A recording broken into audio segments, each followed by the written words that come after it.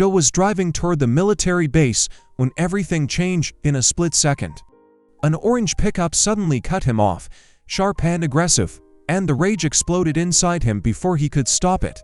His grip tightened on the steering wheel, his pulse pounding as he chased the truck without thinking about consequences, rules, or reason-only revenge. The pickup vanished after a sudden turn, leaving Joe alone on the road, furious and shaking. Cursing and screaming inside his car, he forced himself back toward the base, but the anger never left. It followed him, growing heavier with every mile.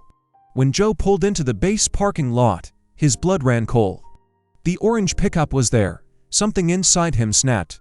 Without hesitation, he grabbed a baseball bat and unleashed his fury, smashing windows, denting doors, destroying the truck piece by piece while shouting that the owner would be next. Then everything froze. The owner stepped forward, Captain Madison, a Navy SEAL. It was the first day she had ever driven that pickup, freshly bought, still unfamiliar. She stood in shock as Joe realized what he had done, his screams turning into a mix of desperation and rage when he understood she was the one who had cut him off at the intersection. But before we continue, take a moment to subscribe to the channel. Now, let's understand how this story really began. Highway 75 was already choking when Chief Joe White merged into traffic. The sky over Coronado was a dull, metallic gray, the kind that pressed down on the windshield and made distances feel shorter than they were. Joe's hands rested high on the steering wheel, knuckles pale, the tendons along his forearms rigid beneath sun-weathered skin. He had been awake for 26 hours. His last watch had ended with an unresolved equipment discrepancy and a verbal warning from command that still rang in his ears. An orange Toyota Tacoma cut across 2 lanes without signaling. Joe hit the brakes hard. The seatbelt locked against his chest. Coffee sloshed against the lid in the cup holder. The Tacoma slowed abruptly. A deliberate brake check. Joe's jaw tightened. A small muscle jumped beneath his left eye once, twice. He leaned forward instinctively, eyes narrowing as he read the bumper, the scuffed tailgate, the way the driver's head tilted in the mirror, just long enough to register acknowledgement. The Tacoma surged forward. Weaving through traffic, Joe followed. He knew better. The rational part of his brain surfaced risk assessment, escalation, consequences, but it was drowned out by something older and sharper. The distance closed, engines roared. Then, at an exit ramp, the Tacoma vanished, swallowed by surface streets.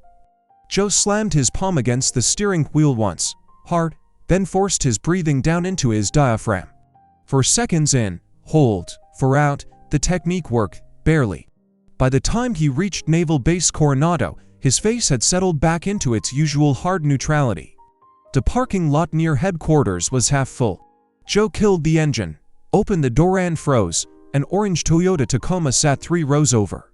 Same color, same model, sunlight reflected off the hood at the same shallow angle he remembered from the highway. His pulse surged, his vision tunneled slightly, edges sharpening. This wasn't coincidence, it couldn't be. Joe walked back to his own truck, movements clipped and precise. He reached behind the seat and wrapped his hand around the familiar weight of a wooden baseball bat. Regulation length, solid ash. He hadn't carried it for years, but it was there now, warm from the cab. He crossed the lot without hesitation. The first strike took out the driver's side window. Safety glass exploded inward with a sharp, concussive crack. The second caved the side mirror, plastic can metal tearing free. Joe's breathing grew loud in his ears as he swung again. Windshield, rear window, tail light, each impact landing with mechanical certainty. Operators turned. Voices rose. Someone shouted his name. Joe didn't hear them. He was shouting now, fragments of accusation, threat, words stripped of structure. The bat trembled slightly in his grip, adrenaline overriding fatigue. Chief, the voice cut through the nose like a blade. Joe turned. Captain Madison Bennett stood a few meters away, uniform immaculate, posture relaxed but immovable. She had stepped out of headquarters unnoticed, her gaze fixed not on the destruction, but on Joe's hands. Her face was composed, but her eyes tracked every micro-movement, calculating distance, intent, escalation thresholds. "That vehicle is mine," she said evenly. Joe laughed once, sharp and disbelieving. "No, that truck ran me off the road less than an hour ago." Madison didn't raise her voice. "I arrived on base at 0600. Gate logs will confirm it. This is my first day here. Joe's grip tightened. The bat creaked softly under pressure. Sweat rolled down his spine beneath his blouse. Other operators closed in, controlled but ready. He took Joe's arms from behind, applying joint control with practiced efficiency. The bat slipped from his hand and clattered onto the asphalt. As they escorted him toward medical, Joe twisted his head back. Madison hadn't moved. She watched him go, her expression unreadable, her breathing steady. When the lot finally went quiet, she leaned slightly toward a senior officer at her side. "He just stepped into the simplest trap there is," she murmured. The medical wing smelled of antiseptic and recycled air. Joe White sat on the edge of the exam table, boots planted wide on the linoleum, hands resting on his thighs. A corpsman moved efficiently, checking vitals, documenting elevated blood pressure, dilated pupils, residual tremor in the hands. Joe answered every question precisely. Clipped, his gaze fixed on a point just above the doorframe. "Administrative leave, pending review." The words followed him out of the clinic and into the quiet of his apartment like an echo he couldn't outrun. He slept in fragments, 90 minutes at a time. Each time he woke, his jaw was locked tight, teeth grinding down on something unspoken. The image of the orange Tacoma returned uninvited angle of the hoe, flash of brake lights, the way the driver's head had turned. He opened his laptop. Base vehicle registries weren't classified, just buried. Joe navigated them with muscle memory, fingers moving faster than conscious thought. Filters, cross-references, registration color codes. 12 orange Toyota Tacomas registered across Coronado installations. He leaned back slowly, chair creaking under his weight. His right hand curled into a fist without him noticing, thumb pressing hard into the scar tissue along his index finger. The phone vibrated on the table. Unknown number. "Stop digging." Joe stared at the screen. His breathing slowed, deliberate, controlled. Another vibration followed before he could lock it. "You'll lose more than your career." He deleted neither message. Later that afternoon, he stood outside Captain Bennett's office. The corridor was silent, sound dampened by reinforced walls and closed doors. He knocked once, sharply. Madison Bennett looked up from her desk as he entered. Her posture didn't change. The executive officer stood near the window, arms folded, eyes tracking Joe with open caution. "You were on Highway 75, Joe said. His voice was level, but his lower eyelid twitched once, involuntarily. "That truck was yours." Madison didn't react immediately. She reached into a folder, withdrew a printed log, and slid it across the desk with 2 fingers. "Gate entry timestamp, vehicle ID, duty roster." She added another document. "Internal movement log, biometric check-in." "I never left the base," she said. No inflection, no defense. Not once. Joe scanned the pages. His pulse thudded in his ears. The data was clean, too clean. DxO shifted his weight, a subtle step closer to Madison. His jaw set as he watched Joe reread the timestamps for the 3rd time. "You need to step back, Chief," DxO said quietly. Joe looked up. For a fraction of a second, something flickered across his face: confusion, then frustration, then a hard attempt at control. He nodded once, stiffly, and left without another word. That night, the parking lot was nearly empty. Joe stopped short when he reached his truck. A folded piece of paper sat beneath the windshield wiper, edges damp with coastal mist. He unfolded it slowly. "You're not crazy." Someone drove a duplicate. His chest tightened. He scanned the lot instinctively, shoulders rolling back, posture shifting into something alert and defensive. Nothing moved. Down the row, a tow truck's amber lights pulsed silently as the destroyed Tacoma was loaded up. The damaged panels groaned as chains tightened. Joe watched as it rolled past him. That's when he saw it. The bumper sticker, different font, different placement, not the worn edge he remembered. Not the faded corner he had locked onto in traffic. His mouth went dry.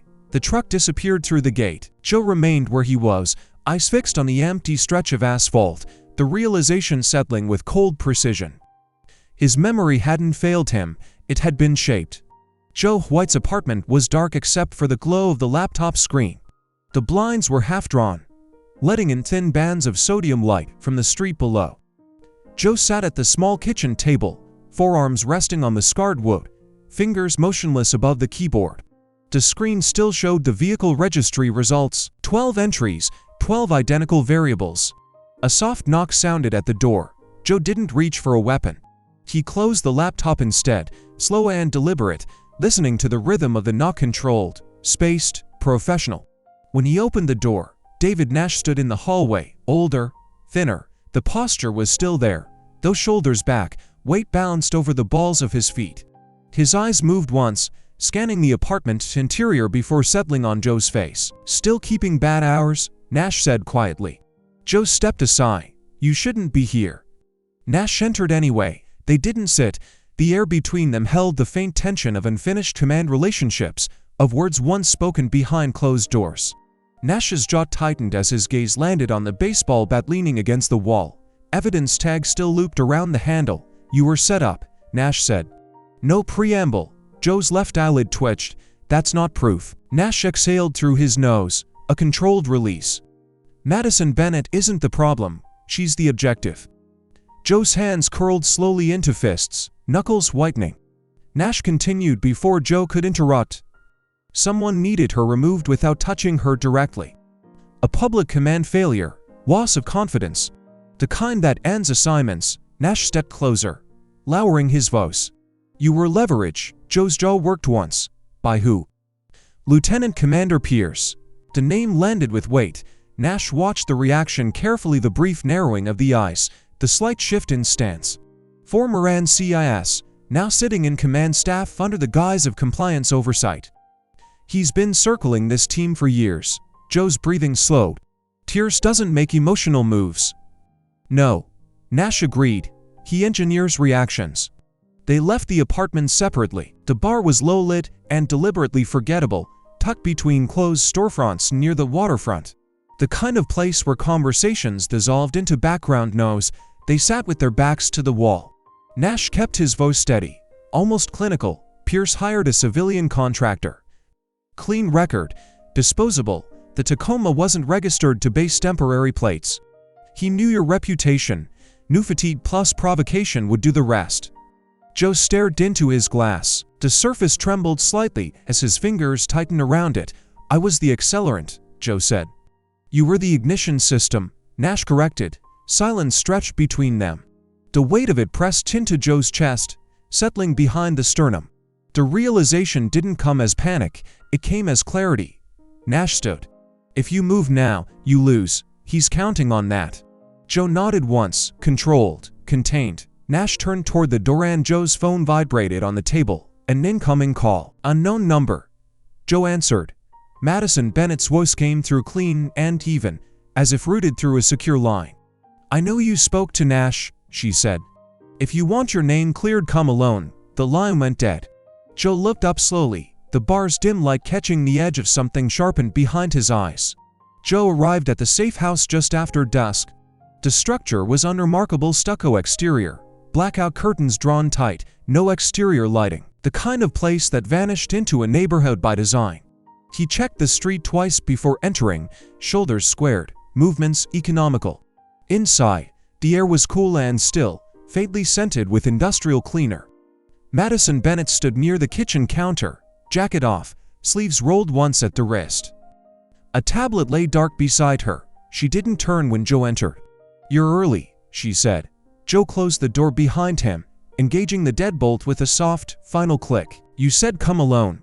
"I did." She faced him then.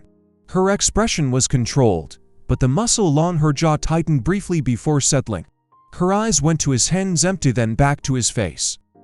"I knew Pierce was maneuvering," she said. "Pressure, compliance reviews. Anonymous complaints rooted just high enough to sting but not enough to trigger oversight." Joe's breathing stayed measured. "You underestimated him." "Yes." She didn't hesitate.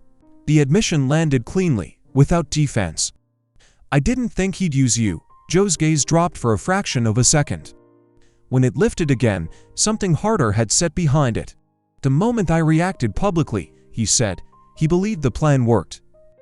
Madison nodded. She unlocked the tablet and slid it across the counter. Joe stepped closer, eyes scanning, financial ledgers. Line items subtly rerouted through shell cost centers. After-action reports, with metadata discrepancies. Performance evaluations marked down by fractions just enough to justify removals. 3 officers before me, Madison said quietly. Careers ended without charges, without appeals. Joe's thumb hovered over the screen, his fist tightened slowly, knuckles blanching. He didn't push them, he isolated them. And waited, Madison said. They stood in silence, the weight of the pattern pressing in. Outside, a car passed, tires hissing over asphalt. We need him confident, Joe said finally. Madison's eyes lifted, agreed, the plan formed without theatrics, precise, ugly by necessity. Joe would continue exactly as Pierce expected, erratic, angry, openly hostile. The image of instability would be maintained, even sharpened. Madison would respond with public discipline, formal recommendations, documented concern, every move visible. Pierce would see momentum, vindication. Joe nodded once. The movement was small, but his jaw set hard afterward, breath briefly held before releasing through his nose. Madison reached out and adjusted a small device on the counter no bigger than a coin. A faint indicator light blinked once, then steady.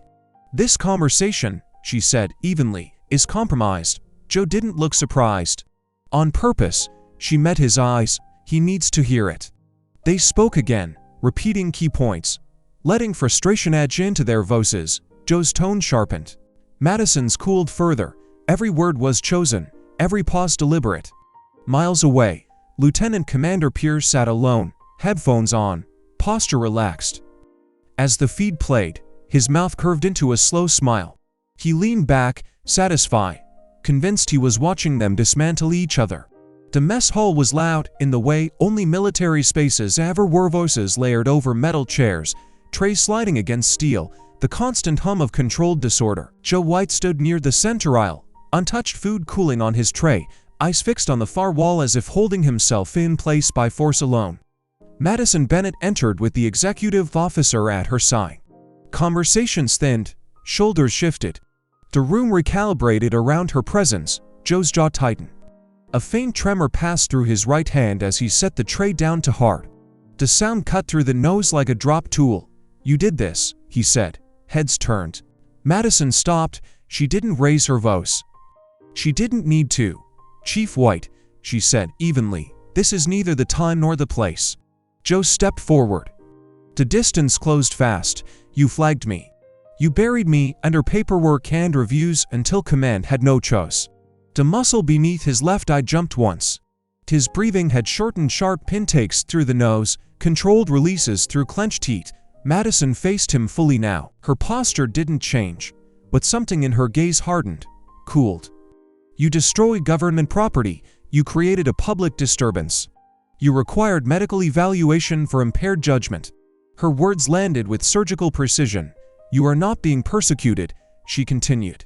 You are being documented. A ripple moved through the room. Operators looked down at their trays. One of Joe's closest teammates shifted his weight away, a subtle half-step that spoke louder than words. Joe opened his mouth again, then closed it.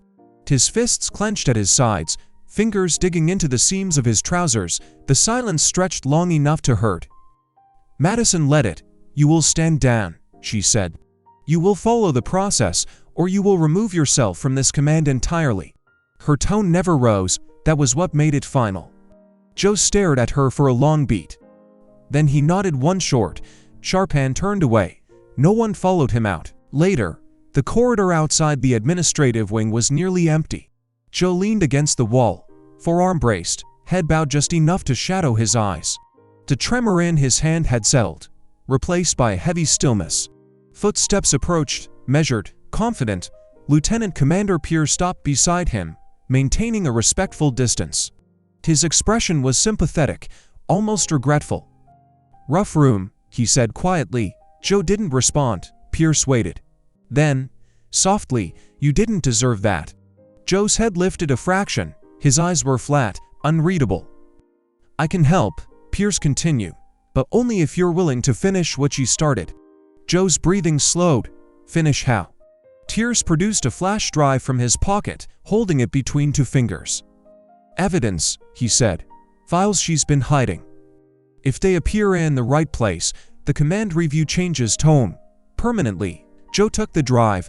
The plastic was cool against his palm. Tierce's smile was small, confident. "This stays between us." Joe closed his fist around the drive, feeling its edges bite lightly into his skin. He nodded. Pierce walked away, satisfied. Joe remained where he was, fist still closed, fully aware of what the drive really was, a test. The corridor outside Madison Bennett's office was dark, lights dimmed to night cycle standards. Joe White moved through it with deliberate restraint, access badge hanging heavy against his chest. Every step was measured, heel to toe, the way he'd been trained to move through hostile structures without advertising intent. The security camera above the door rotated a fraction as he approached. He keyed in. The lock disengaged with a soft mechanical click. Inside, the office was immaculate, desk clear, chairs aligned. The faint scent of disinfectant still lingered in the air. Joe closed the door behind him and stood still for a full 3 seconds, listening. The building's Vic whispered steadily. No voices, no footsteps.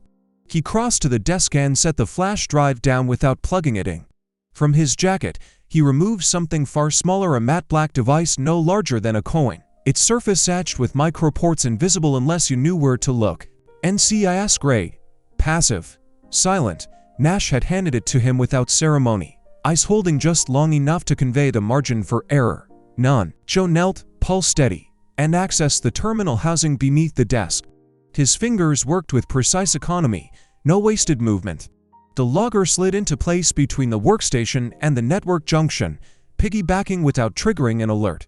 A faint vibration confirmed power draw, then stillness.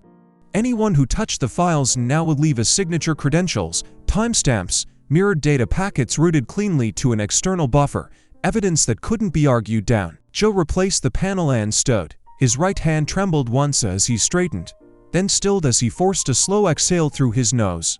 Across the city, Madison Bennett adjusted the cuff of her dress uniform under warm lights.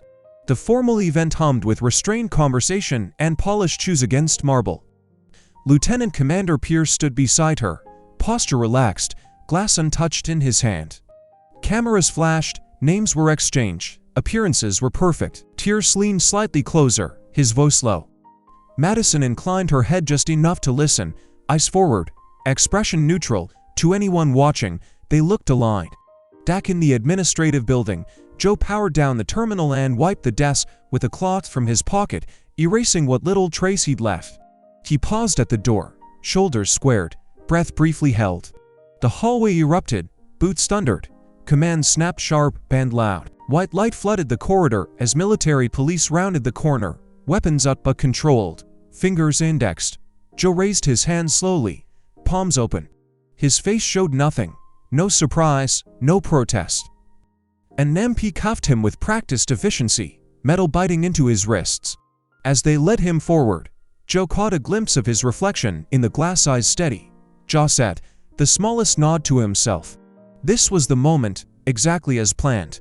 The holding cell was cold by design. Joe White sat on the steel bench, wrists cuffed in front of him, elbows resting on his knees.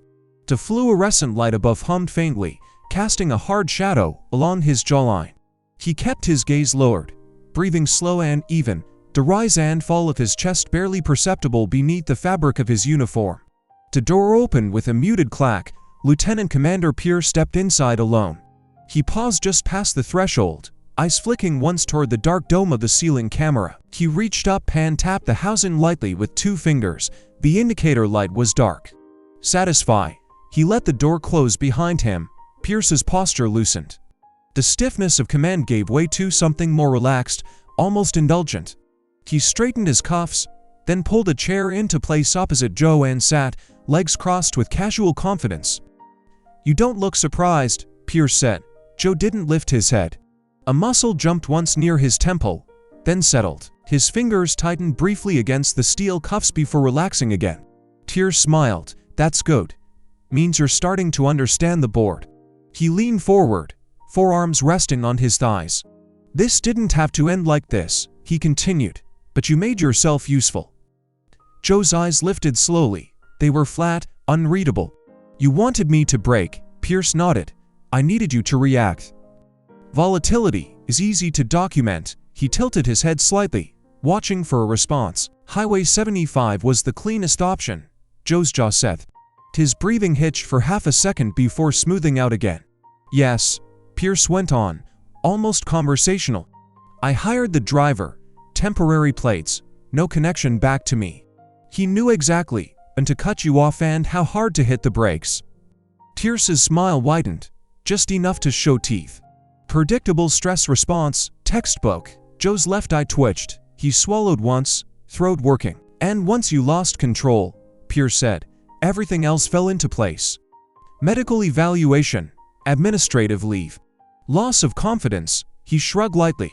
Command doesn't tolerate optics like that. Joe leaned back against the wall, the metal cold through his uniform.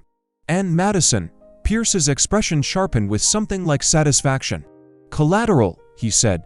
She was positioned too cleanly, too competent. I needed her gone without firing a shot. He stood, smoothing the front of his jacket. By the time this is over, her command credibility will be a footnote. Yours already is. Pierce moved toward the door, then stopped. He turned back, lowering his voice. For what it's worth, you played your part perfectly. Joe didn't answer. Pierce stepped out and the door sealed behind him. The room fell silent again, save for the faint hum of the ventilation system. Hidden behind the wall panel, the environmental recorder continued to run. Every word buffered, mirrored, time-stamped, and sealed through NCIS channels flagged hours earlier. Joe closed his eyes for a brief moment, then opened them, gaze steady.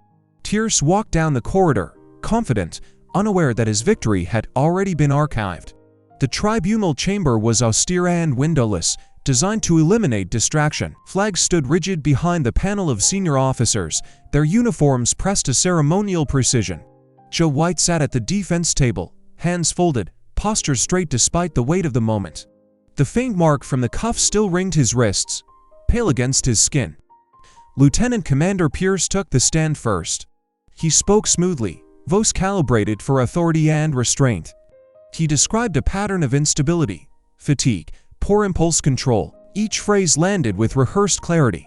As he spoke, his gaze flicked once toward Joe, then away, a subtle acknowledgement of victory already claimed. Joe remained still.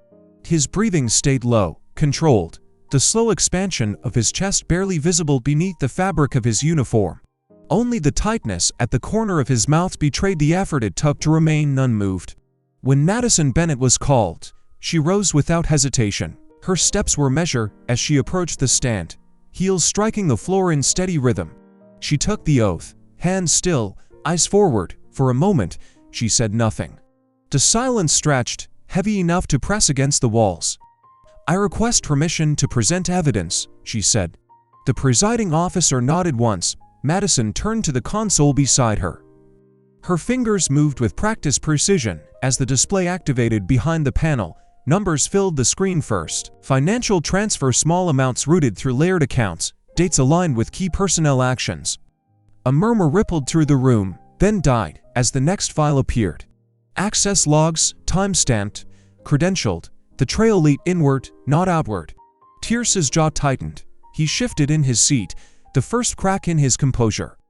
Madison advanced the file again. Audio. The sound filled the chamber. Pierce's own voice, clear and unmistakable, calm, confident, admitting to the hire, to the provocation, to the deliberate collapse engineered through Joe White.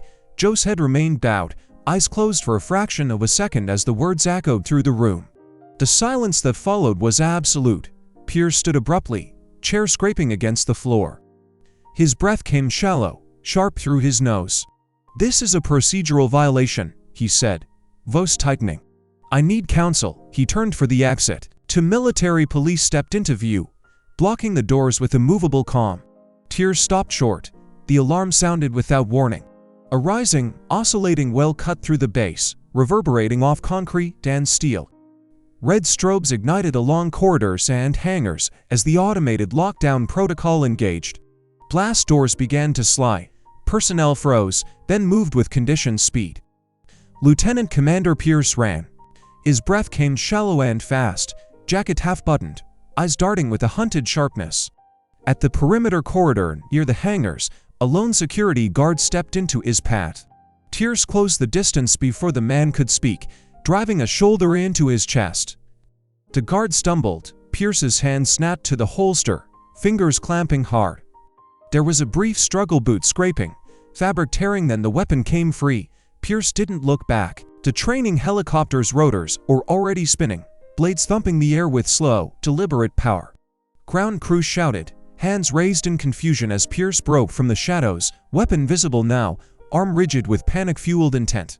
Across the base, Joe White moved through the chaos under Madison Bennett's authority. Restraints removed. Clearance flashed without ceremony. He ran with controlled economy, breath steady despite the burn in his lungs. The bat was in his hand, its weight familiar, evidence tag fluttering uselessly from the handle. They reached the parking lot almost simultaneously. The same stretch of asphalt, the same lines. The place where everything had fractured. Pierce skidded to a stop and turned. His arm came up, weapon shaking despite his grip. His eyes were wide, unfocused, sweat streaking down his temple. Madison stood her ground. Joe slowed behind her, boots planting firmly. His chest rose once, deep, hand-controlled. He did not reach for a firearm because he didn't have one. The bat hung at his side, knuckles whitening around the handle. "Stay back," Pierce shouted, voice cracking as the siren screamed overhead. Madison didn't move. Joe's gaze locked onto Pierce's forearm. The angle, the tremor, the distance. He shifted his weight. Joe didn't hesitate. The distance closed in a heartbeat. Joe White rotated his shoulders and released. The baseball bat left his hand end over end, cutting clean through the air with brutal economy. There was no shout, no wasted motion, only the controlled violence of a decision executed without doubt. The bat struck Pierce's forearm with a sickening crack, the sound sharp and final, bone meeting ash at full extension. The weapon fell. Pierce screamed as his grip failed, the pistol clattering across the asphalt and spinning to a stop near the painted line. His knees buckled. He collapsed forward, clutching his arm, breath breaking into panicked gasps that tore at his throat. Military police surged in. Boots hit the ground in unison. Hands pinned Pierce's shoulders and drove him flat. Zip restraints snapped closed with mechanical certainty. His face twisted, eyes wide and unfocused. Disbelief etched into every line as control was taken from him completely. Joe stood where he was. His chest rose once, then again. He felt the tremor in his fingers fade as his breathing settled back into regulation cadence. The adrenaline ebbed, leaving behind a deep, steady quiet. Madison Bennett turned toward him. For the first time since this had begun, something softened in her eyes, not relief, not gratitude, but recognition. She gave him a single nod. No words were necessary. The sirens fell silent. Weeks passed. Joe sat across from a review panel in dress uniform, spine straight, gaze forward. Findings were read into the record. Full clearance, no impairment. No malicious intent beyond the documented incident. A formal reprimand followed, property destruction.